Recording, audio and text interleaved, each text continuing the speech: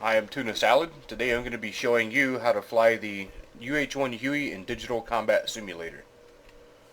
I'm doing this kind of aimed at new people because I know that this just came out on Steam. So if you're used to FS10, this is going to be a pretty rude awakening. And if you're used to flying with a mouse and keyboard in Battlefield 3, it's going to be even worse. But it's very hard to fly, but it's a lot of fun when you figure it out. So anyway, looks like a lot of stuff. It's really not. All this up here is electrical and lighting and climate control, stuff like that. All these right here are engine instruments like transmission and oil temperatures and pressures, and then your AC and DC voltmeters right here. You've got RPM and engine, or engine RPM and rotor RPM right here. There's two needles. You just can't. One's smaller than the other. You can't see them both right now. This is torque. This is exhaust gas temperature, which is very important during startup, and this is your gas producer. This is airspeed measured in knots, so from 0 to 120 knots. Once you actually start getting about 115, it starts shaking pretty bad. This is your artificial horizon, altimeter, rate of climb indicator, ADF, omni-bearing selector. This is also like your directional gyro as well. Clock and turn slip coordinator, and a magnetic compass. Three main controls in a helicopter that control flight are the collective that you see moving right here, the cyclic that are moving right there, and the rudder pedals that are on the floor. The collective changes the swash plate, or it moves the entire swash plate. It pushes it up, which changes the pitch of the rotor blades as you saw them move right there. That gets us off the ground or gains altitude. The cyclic here in the middle, when you move it forward, it deflects the entire rotor disc in the direction in which you move it. So by deflection of air or wind, for example, if you tilt this down or if you push the stick forward like I'm doing, the whole rotor disc tilts forward, as you can see, and it directs the air down and back, which is actually what propels you forward. So it's the same to slow down. You just pull back. But kind of like unlike a fixed-wing aircraft, if you don't want to ascend when you're doing this, then you need to, if you don't want to gain altitude, then you need to start pulling back on the collective before you start pitching up. Everything you do in a helicopter has to be done, has to be countered by something else. So now you've got the rudder pedals here in the back. Those control the anti-torque rotor. And this basically keeps the helicopter from spinning because there is going to be torque generated from the main rotor blade that's spinning here. So anyway, getting inside, let's start this thing up. So we're going to start by turning on our rotating beacon. We're going to turn on the main generator, VM to ESS bus, AC power to AC phase. We're going to verify that the starter is in the gen position, and we're going to turn the battery on. We're going to hit this switch right here in the center to shut that alarm off, and we're going to turn on fuel with that yellow, this yellow thing with that red knob. Everything is good, and I'm going to hold the starter for about 20 seconds until we get to about 1500 RPM. And that is actually on the collective here.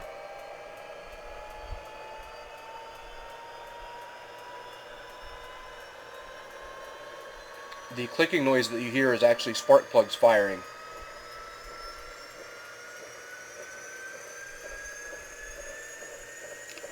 Alright, there we go. Once this actually gets up to speed, which will be right about in this area, we can reset these lights by flipping this switch right here. This is a master caution reset. This is your caution panel. So now that we've stabilized, I can close the door. And we're going to turn on the engine governor, the hydraulic system, and the pitch trim control system, or the force trim control system. Now we're going to turn the inverter to main, and we're going to turn the starter from start to standby gen. We're going to tune our radio right here, which I should have done before I started up, but I didn't do it anyway. 129.0.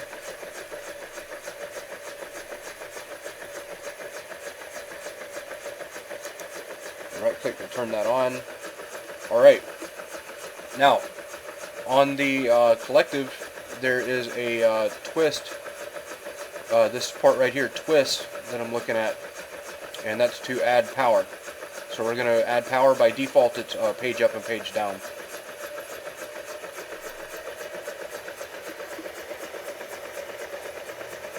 So we're going to get right here in this range. Okay. Now a word about the force trim. This is not like a fixed wing aircraft where you move a wheel and the controls kind of stay there and all that kind of stuff. In this, basically, which I'm going to do it before we even take off, this helicopter will want to drift forward when you take off. So what I'm going to do is I'm going to pull the stick back, the collected or the cyclic back, right about here, and then I'm going to hit the force trim button, and I'm going to recenter the stick. And what that does is it centers the stick in the position that I just pulled it back to when I hit the button. So it's no longer forward like it was. Now to take off, as you add collective, you're going to slowly, very steady, and you have to be really smooth, but we're going to add collective. And as we start adding collective, the helicopter will want to spin. It'll want to go to the right, so you want to use the anti-torque rotor or the rudder pedals to counteract that movement, like I'm doing here. And you'll feel it start to get kind of floaty. Now, just keep slowly adding collective until it lifts off.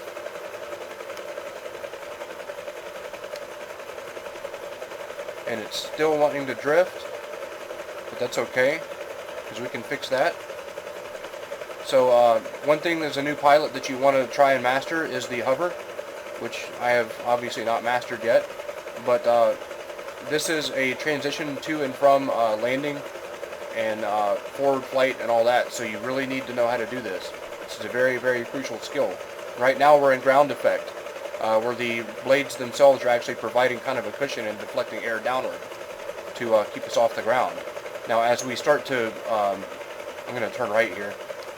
I do that pretty much just by letting off the rudder pedal, but everything has to be smooth. Basically when you're in ground effect, the air is deflected downward and it's kind of pushing you off the ground. So when we make the transition into forward flight, which I'm going to do right now, just add collective and pitch the nose forward with the cyclic. And when you get out of that, see it's starting to shake now, and this is our transition to forward lift, where the blades actually start providing lift on their own instead of pushing us off the ground like it did in ground effect. So now the blades are actually providing lift and helping us fly, much like a fixed wing aircraft. So as it picks up speed, it does behave much more like a fixed wing aircraft. If you want to make a left, just move the stick a little bit left and use the rudder to keep the ball centered. And so you don't bleed off speed. You don't want to pull back on the stick like you would in a fixed wing aircraft. You kind of want to keep the nose down while you're doing it, which is kind of counterintuitive. So to make a right turn, you just do the opposite.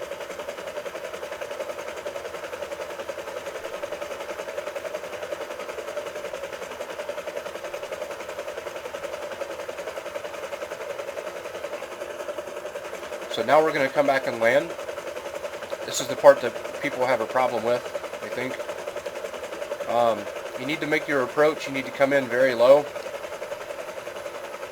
And you need to start slowly pulling back on the cyclic, just a little bit, and start pulling back on the collective just a little bit, but not too much.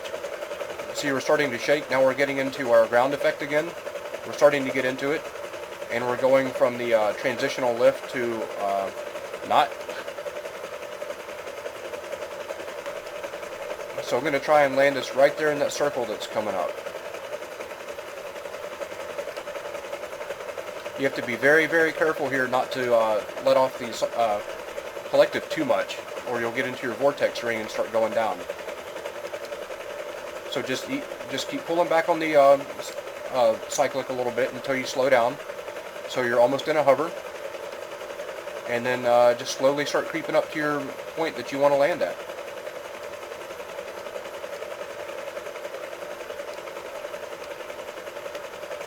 Whoa, whoa, my joystick just shorted out. My throttle portion just shut off, which controls my rudder too. So let me try that again. It's time for a new stick.